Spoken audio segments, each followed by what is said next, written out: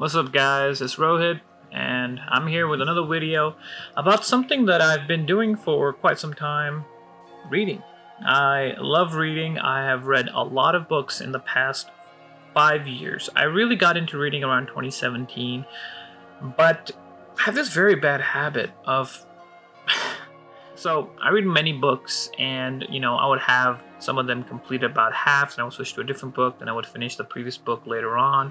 I think everybody has their own reading style, so this might not be that unique. But anyways, I read these books and I love them. I think I got great knowledge and wisdom from all of these different books, but the problem was I have this very bad habit of not remembering the author's name and sometimes not even remembering the title of the book.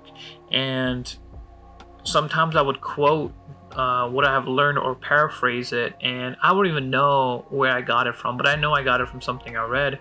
And I realized that sometimes when you're talking about these ideas that you get from these different books, or you want to explain something and you can't even quote the author, you can't even tell someone what you read this from, and if they're curious about it, like, how do I direct them to it? So to me, I felt like, okay, this is something that I need to get down. I need to know what I've read, I need to know the authors, and that way I can reference, and I can also cross-reference if there's something I disagree with.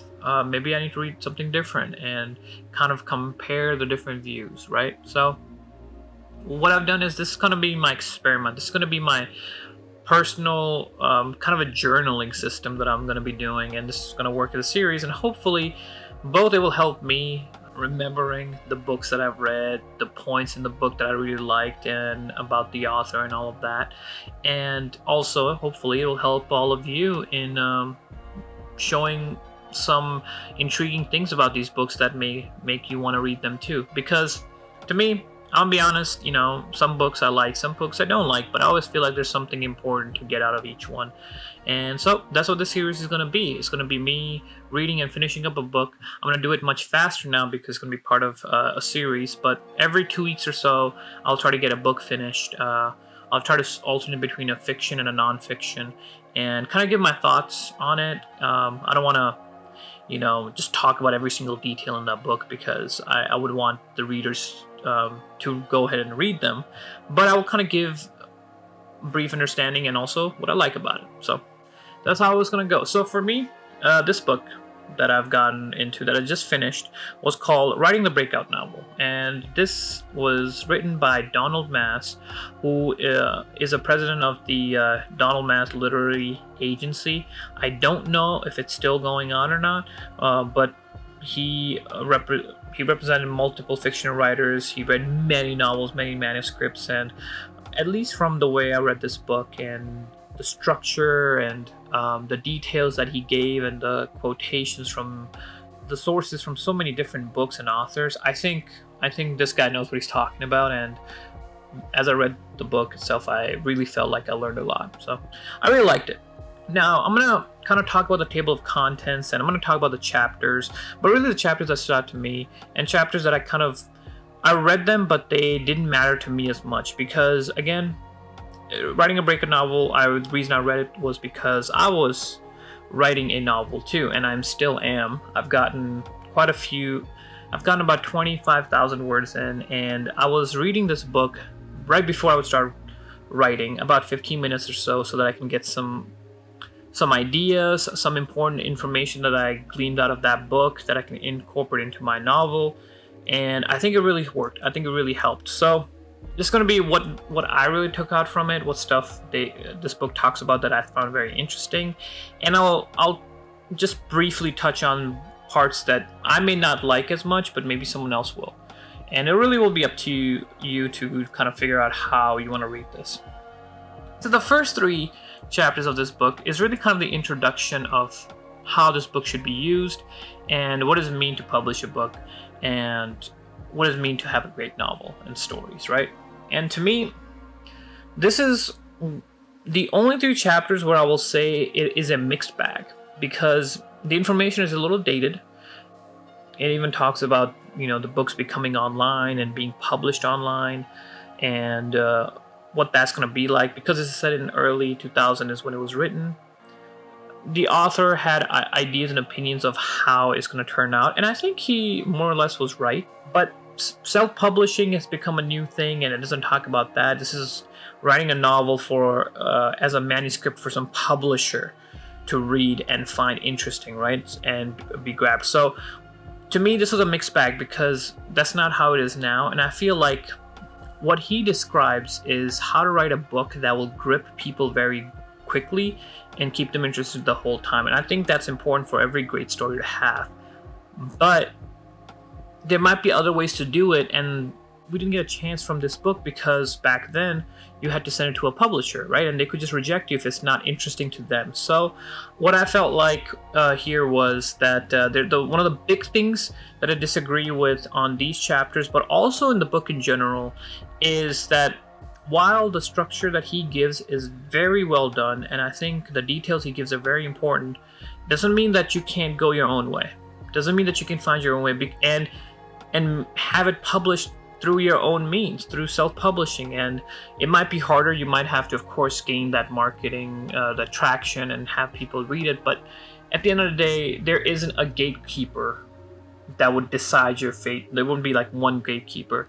Now, it's really about just bringing that story out, and I'm sure there'll be someone out there who will like it. So that's kind of my one little disagreement about this book. But other than that, the first three chapters I read through, and like I said, mixed bag. To me, some parts interested me, but I really wanted to get to the meat of it, right? I want to get to the important parts that I was excited for, and which was the next thing, which talked about stakes. The next chapters talked about how a story really, how do you create a worth for the characters, right? Because if you don't care about your characters, it doesn't really matter what the story is about, because you have no one you're rooting for. And while you go into how do you make your characters likable and make them sympathetic and interesting in later chapters, it is important that you need to have this character have to deal with something. It can't just be a day in the life of this dude, you have to make a character go through some stuff. There has to be stakes. There has to be something that ramps up the tension. There has to be something that needs to be overcome. And I think this chapter really showcases that and kind of gives examples of how you could make it happen, whether it's personal, whether it's public, whether it's escalating over some time. There's a lot of different ways. So I really like this chapter, and I took some notes from this one and I put them in my story, because to me, yes, stakes are very important. I think this one really hits it on the dot. It gives you a lot of examples on how to deal with it. The next one is about setting. To me, setting is a tricky one, because while I care about the setting, it's something that I really work at the end. Because to me, if I can get the characters right, and if I can get the story right, and if I can get the appeal of it correct, the setting is something that can always, like, I could make this character exist in space, I could make him exist anywhere or anytime. So setting, while it's important, for me, it's not the priority, but for someone else, it might be different. So it's a good chapter, but not really something that I particularly felt really impressed by compared to the previous one. The next one is real people versus larger than life figures. What makes characters feel larger than life? What are dark protagonists? How do you build different characters, the relationships, if you should have narrators, and how deep you can go with characters, how can you make them different. And this is one of those things that I think it's very unique to every writer, right? It's unique to every storyteller of how they want to go about this. But I think this chapter is probably the most important chapter, because for me, characters are the driving force of a story, and if you can't make them interesting, if you can't make them likable, if you can't make them if you can't have them intrigue the readers to care about them, your story would just not work. And this one really talks well about that, and it really stuck on a point that I agreed with, because I made this mistake, which was making dark protagonists super edgy. And this is one of those weird things where a lot of people do this, and from what he wrote in the chapter, seems like a lot of writers do this when they send their manuscripts, talking about these characters who are cynical, who have been through some really, really bad shit, and they just lost all hope in the world, and they're just this dark, in this dark place. And a lot of characters feel like, this is their best character, because a lot of times we associate darkness with interest. But what he did a really great job with explaining was that you can make them dark, but make them sympathetic. Make them have something about them that makes you want to root for them, that they can maybe change, that they want to achieve something good, or the case may be. And this I really agree with, because I make a lot of dark characters. I naturally go into it. My favorite character in fiction when I was very young was, Batman, John Constantine. These characters went through some trauma. Well, definitely John Constantine created his own trauma as well. But Batman, Bruce Wayne, he got through trauma at a young age. And to me, he became this great hero. And the way I thought of things was that if you want to make your characters compelling, they have to go through conflicts and struggles to overcome, which isn't a wrong way of thinking. But what does matter is, what does this dark character have something inside them that you care for? With Batman, it was his desire to help his city. It was desire to not let other people go through the same thing he went through. And this makes his character sympathetic. This makes his character likable. And that's why I got super attached to him. But a lot of times what happens is you make something dark for just the sake of being dark, without some sort of light within it that makes it worth going through, worth pushing through. You're going to lose your audience. And this was, so to me, how to make those characters work, really great tips, really good examples, and probably the most important chapter, at least for me, in this book. The next few, which was based on conflict, the shape of the novel, and the multiple point of views. This is all about how the novel will progress, the timeline of it. How will it move forward through characters, through relationships, through the plot, and through the stakes, right? And at the end of the day, these ones are very important, and they give a lot of different examples on, should you kill your characters? How do you structure your plot? How do you bridge conflicts? How do you make your story character driven? Subplots. There's so many different important things it talks about. But to me, at the end of the day, I can compress this to what I felt the most important thing, which is to make sure that there is a degree of tension that goes through the whole novel, and that could come from many different places.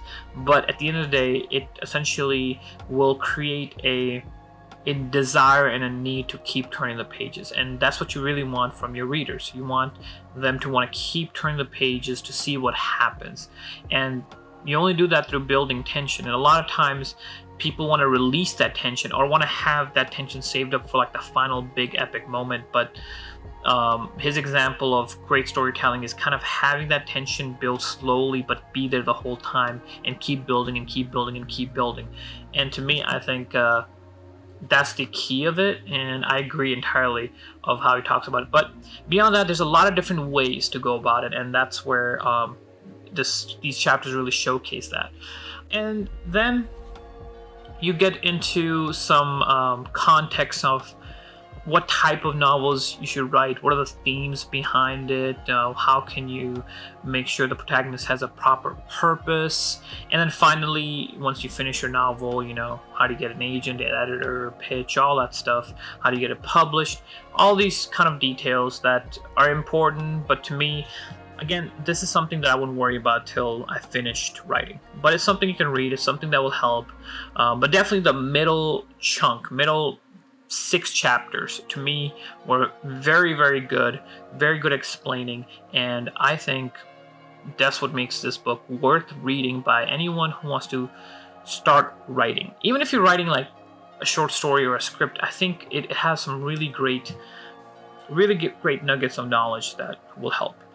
And lastly, one thing I want to say about this book, and I think this is where the author really shines, is that he really gives evidence of any point that he's talking about through direct dialogue, quotations from other novels and always sourcing them to the authors who wrote them. And to me, that was so important because I wrote down so many names of other books now that I'm interested in because of this novel. So it's a great branching out novel too. So done very well. It's written very well. I think it's very interesting. It's not a big book. It's not long. It's only about 180 pages, I think. And to me, I think this definitely is something that someone should read, because this is definitely something that everyone should read because it has a lot of great elements to it. And yeah, other than that, if you have read it, let me know what you think about it. If you have not read it, please check it out and let me know what you think about it. But overall, this one, I don't have a rating system, right? Ooh, should have a rating system. So this one is...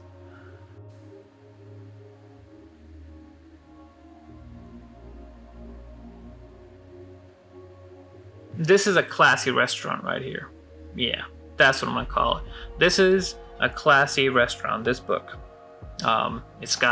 It's reputable, it's got a proper author that has a lot of experience behind it, gives you great nuggets of information. It's a good read, it's quick and digestible. Yep. It's a classy restaurant right here. So that's my rating. I don't know what that means, but that's what it is.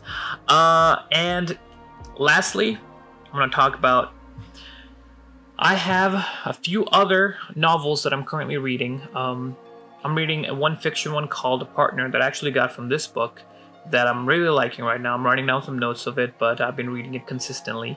And I'm also reading another nonfiction book called Good Strategy and Bad Strategy. And I'm going to pretty much alternate between a fiction and a nonfiction, and I'm going to try to put out a video of my review of it, I think every 2 weeks, I think. And that should be pretty good. That should be pretty consistent. And hopefully that will excite all of you to check those books out. Because at least A Partner, one that I'm reading right now, oof, I love it. It's so good. It's so interesting. It's tension filled. You know, the thing that this book talks about, it's definitely in that one. So I'm going to talk about it in probably 2 weeks. But yeah, How to Write a Breakout Novel by Donald Maasss. Please check it out. Really well done. Very helpful. And it's helping me in my writing. So, but other than that, I'll see you guys next time. Take it easy.